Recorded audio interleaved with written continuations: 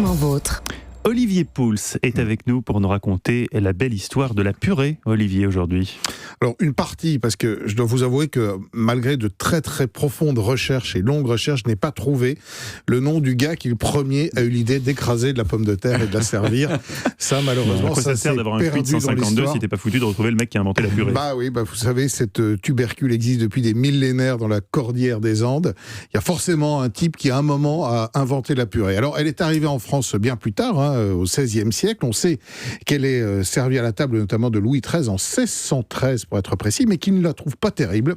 La pomme de terre peine à s'imposer et il faudra attendre le fameux pharmacien aux armées Parmentier qui a l'idée de promouvoir cette pomme de terre, notamment pour lutter contre les farines. On se souvient de son petit coup de génie de mettre des gardes soldats, exactement devant un champ de pommes de terre à Versailles pour créer de l'intrigue.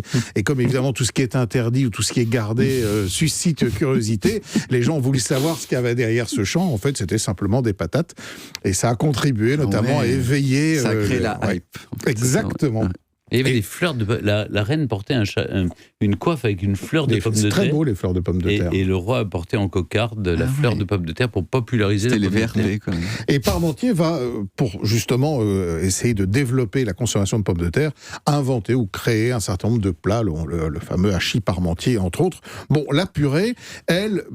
qu'est-ce que c'est ? C'est simplement de la purée écrasée. Donc on ne peut pas dire qu'il y ait une histoire très précise avec ça. Mais quand même, il y a deux périodes qui sont très importantes dans l'histoire de la purée de la pomme de terre. C'est 1963 et un produit révolutionnaire que vous avez tous mangé à un moment, la fameuse purée en sachet. Mousseline. La purée mousseline. Et oui, c'est une purée déshydratée. En fait, même les Incas, figurez-vous, avaient déjà inventé des techniques de déshydratation de la fécule de pomme de terre. Mais là, il est poussé un peu plus loin. Les pommes de terre sont épluchées, cuites, transformées en purée et déshydratées. Et évidemment, cette recette sera un succès mondial. On la trouve toujours aujourd'hui. Et c'est vrai, j'avoue que de temps en temps, si on y met pas mal de beurre et de lait, ça peut quand même faire le job. Et puis, il y a une autre date qui est très importante. C'est 1981, alors pas l'élection de Mitterrand, mais surtout... l'idée géniale d'un grand chef, Joël Robuchon, d'emmener la purée dans l'univers de la haute gastronomie. Parce que la purée, c'était quoi ? C'était un plat de cantine ou un truc du mercredi après-midi, mais c'était en tout cas jamais quelque chose qu'on pouvait servir dans un restaurant 3 étoiles. Et lui se dit, je vais relever ce challenge. Et alors qu'il est au firmament de sa gloire, il invente la purée gastronomique, cette fameuse purée à la Robuchon qui existe toujours, qu'on peut toujours manger dans les établissements estampillés Robuchon. Malheureusement, Joël Robuchon a disparu, mais la purée, en tout cas la recette de la purée est restée. Il y a eu beaucoup de fantasmes sur la recette de la purée à la Robuchon.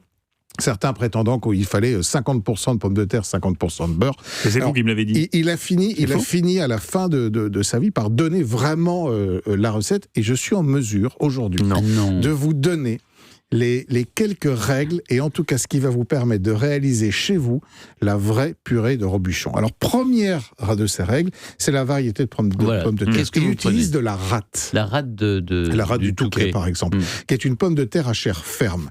Il faut cuire les pommes de terre dans un grand volume d'eau, salée à 10 grammes par litre. Très important. Pommes de terre cuites avec la peau, pour ne pas que l'eau éventuellement puisse pénétrer la pomme de terre. Dès que la pomme de terre est cuite, 15-20 minutes, on l'épluche, on la passe au moulin à légumes Griffin, on la dessèche encore dans une casserole bien chaude pour vraiment enlever le maximum d'humidité, ce qui va permettre de la réhydrater avec quoi ?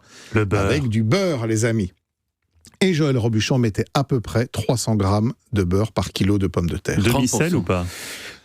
C'est pas nécessaire, ça va renforcer le sel, mais comme l'eau a déjà été salée, donc c'est pas nécessaire. Mais ce qui est très important, c'est que le beurre soit très froid, de manière à ce qu'il s'incorpore et à ce qu'il crée une espèce de ruban avec cette... Et s'il est chaud, ça fait quoi ? S'il est mou ça ne crée pas du tout la même émulsion. Ça va vraiment permettre, et il faut y aller, mais alors en remuant. Ensuite, on va rajouter un peu de lait entier, à peu près 30 centilitres de lait entier chaud. Et lui, ce qu'il faisait, c'est qu'il repassait encore cette purée au tamis, vraiment pour casser les grains, les grumeaux, pour avoir vraiment les grains les plus fins qui soient. Et ensuite, il faut vraiment travailler cette purée en permanence avec un fouet, de manière à l'aérer. Voilà, ça c'est la recette de la Mais fameuse purée. La à passer au tamis, reblochon. ça veut dire qu'on met dans une passoire et qu'on Un tamis frotte. fin, ouais. Un tamis de cuisine vraiment fin Ouais. pour avoir vraiment quelque chose de plus fin possible. Le mieux, parce que nous, on n'a pas tous les ustensiles, c'est qu'on aille chez vous, que vous nous la fassiez. Oui. Bon, il y a pas de Et si problème. vous pouvez On va rajouter de la truffe dedans.